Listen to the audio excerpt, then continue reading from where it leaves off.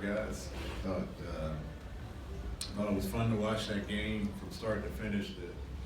I thought even at halftime we're down one, I think it was, and just a competitive group with the way we were playing. We turned the ball over too much for the game, turned the ball over too much in the second quarter. But I thought our guys were playing great pretty much all night. Really gutsy win at the end with all of our guys stepping up. Obviously, Trey has a huge night, but DeAndre hits a big three. I thought Kevin hit a big play. Cam, what can you say about that still? I think that's, when you really think about our core five, those young guys, saw a little bit of each guy make an individual play that was tremendous tonight. John on the defensive end, but Cam's still and play down the stretch is really, what we're missing and what we're looking forward to. Is guys stepping up and making plays in unlikely areas, and that was really a huge play for us at the right time. Coach, before the break, like you all were right there, the last part of the game, but faltered. But tonight, the poise in the fourth quarter. Can you speak on that? Well, I thought it was a moment where we try to play ISO basketball. We get into the bonus with, I think 8 minutes left in the fourth quarter, and they just switched everything. And we fell into that trap, just playing ISO ball. Trey's obviously rolling, so he's trying to keep that momentum going, but those are the games where you continue to get Nunn in foul trouble, and Crowder in foul trouble, and Iguodala in foul trouble, and Olynyk in foul trouble. You just take advantage of it that way. And we settled for a couple of shots, and then we got back to our movement. And that's where DeAndre hits a big late shot clock three because of the movement. We also get some free throws late. But I thought our guys were able to get through that stretch in the middle of the quarter and then finish strong. Coach, you kind of mentioned it, but I was going to ask you about that that possession during the final part of the game where John set that high pick and then Trey comes off and he gives it to DeAndre for that three. Is that how you drew it up? Well, because we're in the bonus, they're able to switch in the scoring area where it's tighter. And that's why I didn't advance the basketball. I want to just keep the floor open and bring John way up to set the screen and give Trey way more momentum to get downhill. They converge, they run in, and he's able to kick it out to get an open shot. I just thought, John's numbers aren't great for John, but I thought he was tremendous tonight. And that's a huge part of it, setting those screens, getting behind the defense, converging their defense and getting shots for other guys. And I thought he did a lot of nice stuff that's not going to show up on the stat sheet. Coach, Miami is one of the deeper teams in the league. A lot of bodies, a lot of veteran bodies to throw at you. Just talk about how your young team kind of overcame the depth that Miami could throw at you at any given night. We talked about, specifically with the five guys, the core five that I talked to yesterday after practice, the guys that finished the game. We talked about where we can be special. And part of that is we'll have cross-match advantages when teams want to switch. Trey having big guys defend him out on the perimeter and John getting behind the defense. And when they switch, he's got a small around the basket. He can clean up with offensive rebounds. And all of those other guys, DeAndre, Kevin, and Cam, can attack off the dribble and knock down threes. This was one of those nights where we saw a little bit of that. And, Miami's a switching team, and they've got a lot of versatility and size on the perimeter. But we also feel we have an advantage when teams do that. And, that's Trey's specialty. He doesn't care who's guarding him. He feels he's got an advantage at all times. But I think we also have that with other guys in other ways. What kind of challenges does a guy like Bam present, and what do you do to try to manage it the best as possible? That guy.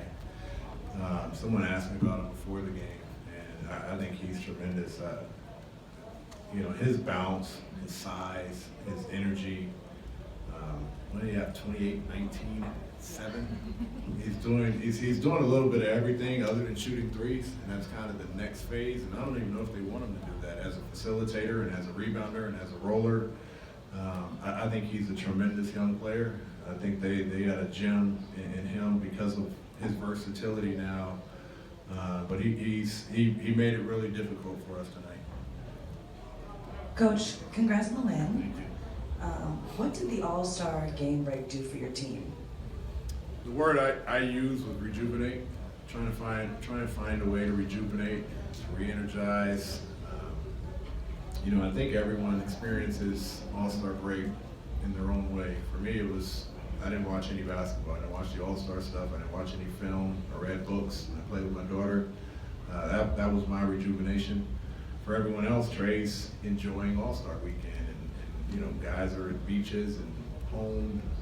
But you know, when you get away from it, you get to just appreciate all the other stuff for a while and come back and just feel energized. And we're trying to do some things to keep that energy going and save some legs and keep the spirit and the energy there for game night. So I hope that's what happened, is what happened for our guys. It happened for me. I feel great. But I hope our other guys are all feeling and experiencing that as well.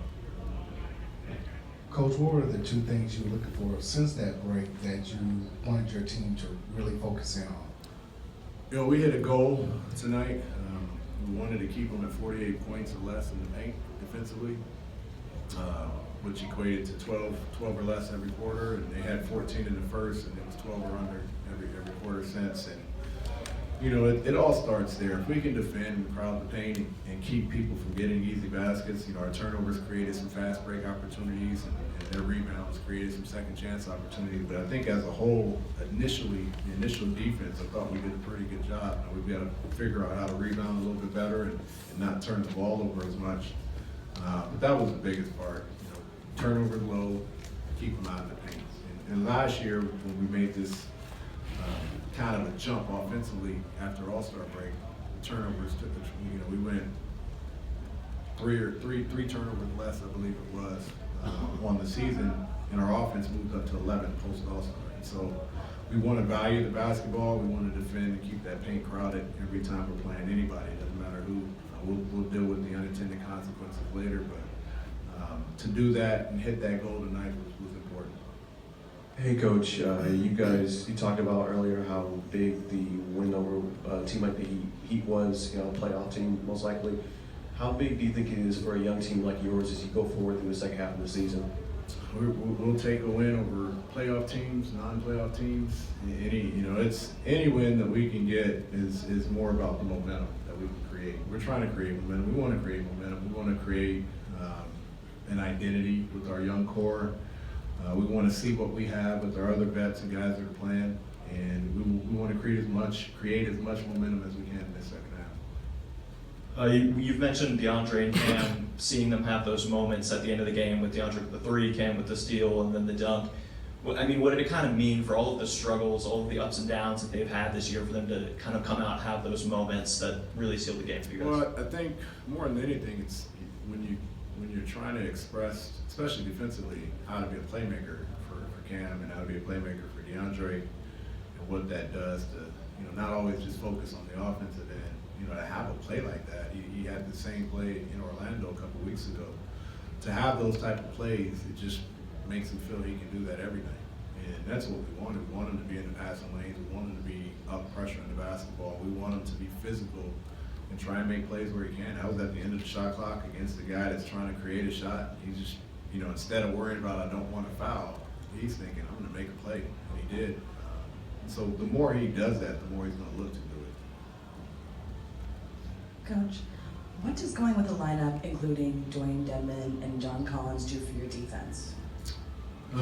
Couple of things. It keeps John, you know, as much as we like playing him at the five, it keeps him from playing the five for, you know, an entirety of the game, the entire amount of the game. You know, he likes, you know, having the versatility of being in pick and rolls and being on the perimeter and not always having to guard the bigger guys. And Dwayne kind of shores that up for us. You know, Dwayne rebounds well, he's smart, he communicates well, and we're still trying to grow John to do that on a consistent basis. But if he's involved in every single pick and roll and every single action, you know, you get caught all over the place. And so it gives him a break.